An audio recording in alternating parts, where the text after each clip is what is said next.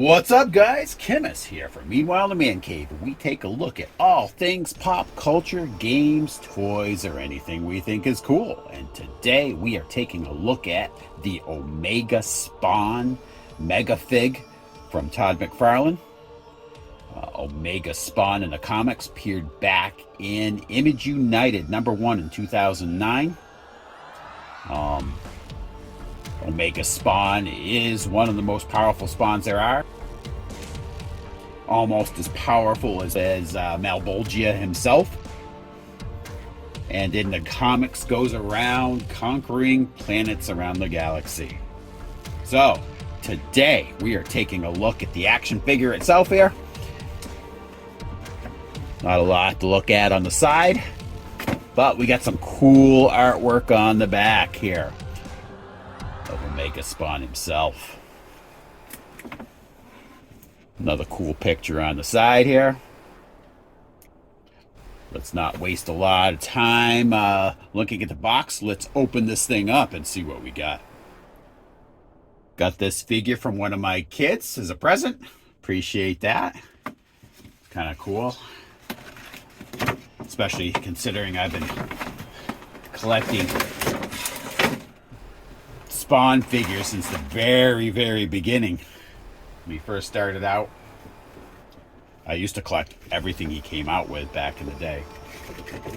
So inside the box here, you've got a stand inside there. Probably not going to pop that out there right now. Background's kind of cool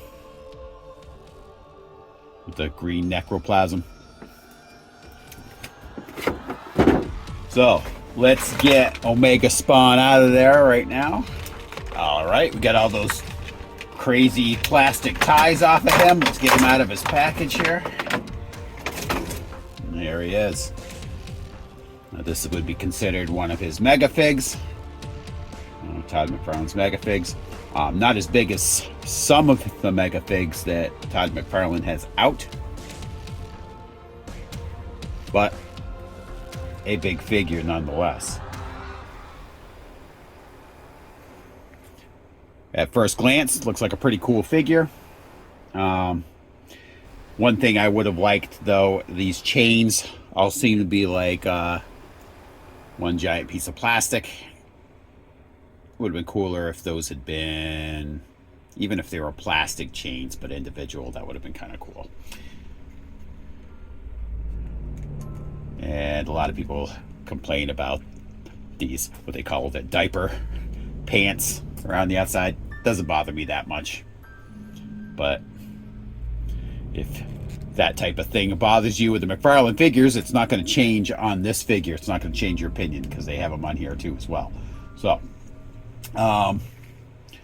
what makes this a mega figure? It's a little taller than normal. These new figures are normally around 7 inches tall. Not sure what this height is here. Let's get a ruler out and take a look. All right, let's get the tape measure out here. This figure would appear to be about 9 inches tall. So, given that the normal ones are 7 inches, you get an extra 2-inch tall figure. There's no other accessories in this package outside of the stand. And most of the heft seems to be coming from this kind of rubbery plastic cape.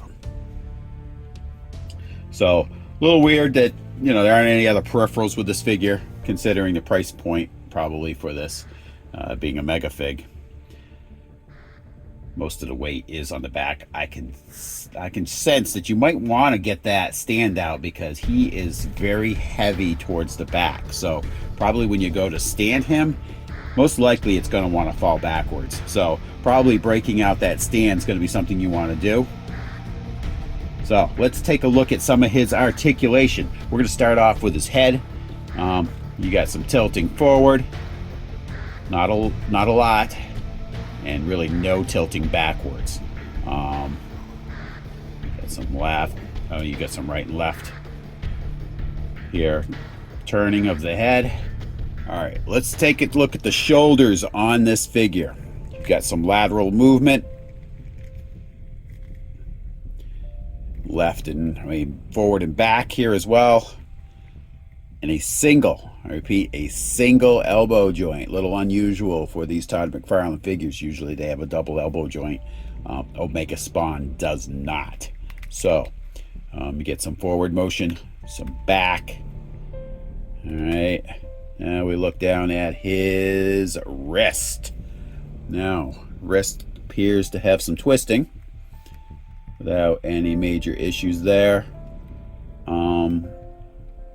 There doesn't seem to be any forward and back on this guy. Now, I see a joint here.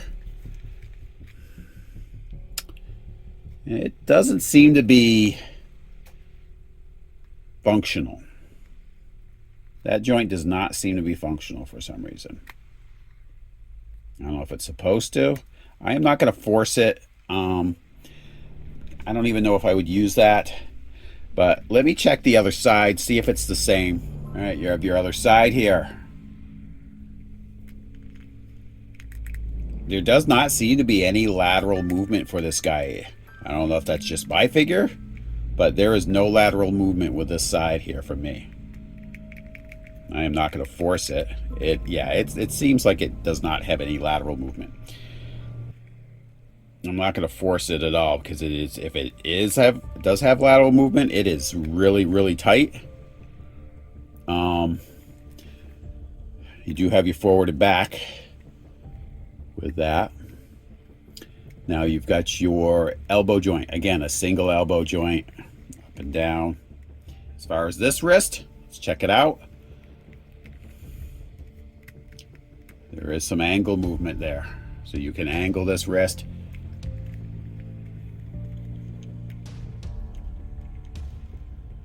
As well as twist it. Weird that it's not the same on both sides. Kind of a weird design choice to me. There is some abdomen movement here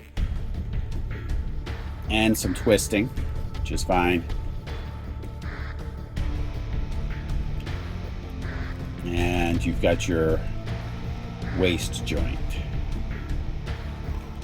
Now, it's kind of a mixed bag with the tightness of these joints on here. Some of them seem really loose, some of them seem really tight. I don't know if that's a quality control issue or what, but not real thrilled with that part. All right, so you've got your hips, got the outward movement, forward and back here, and double knee joints, which is normal for the McFarlanes. Weird that they didn't have that at the elbow. All right, foot wise, you got your forward and back, and you got your toe movement. You also have your twisting, which is good. Should be the same over here on this foot.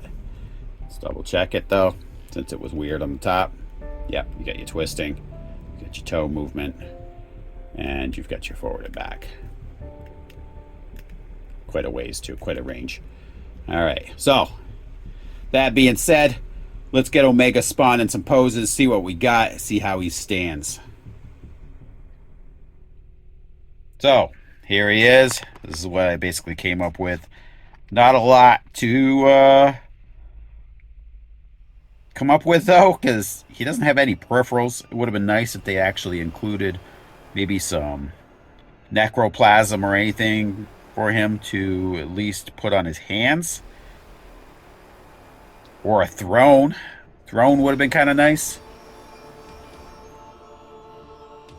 being that he is supposed to be such a powerful villain.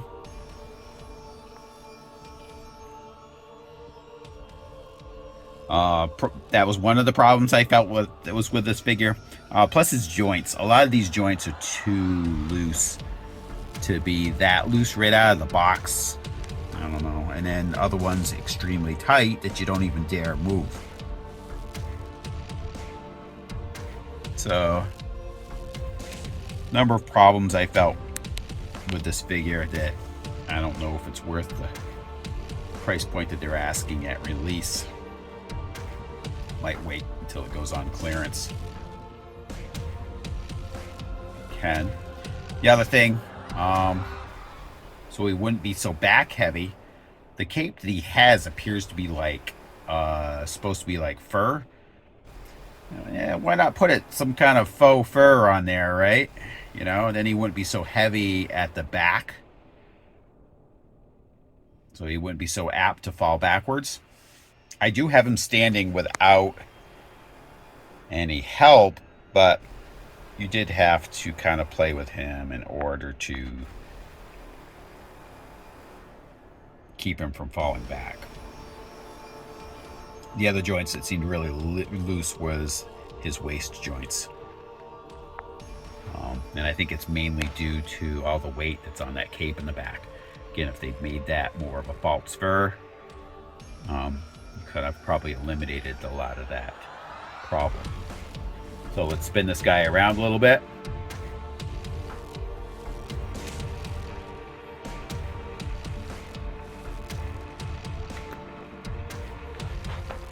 Cape does look good,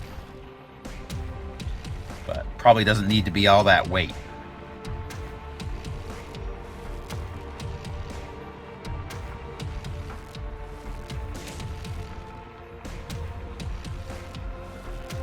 Overall, I am glad I have the figure. I mean, but I don't know if it's worth what they ask for it at shelf price. I've seen it online. I don't know what my kids picked it up for, but it seems a little pricey for what you get in the package. Anyway, guys, I want to thank you guys for tuning in to another episode, and come back for the next episode of Meanwhile in the Man Cave. And I'll talk to you guys later.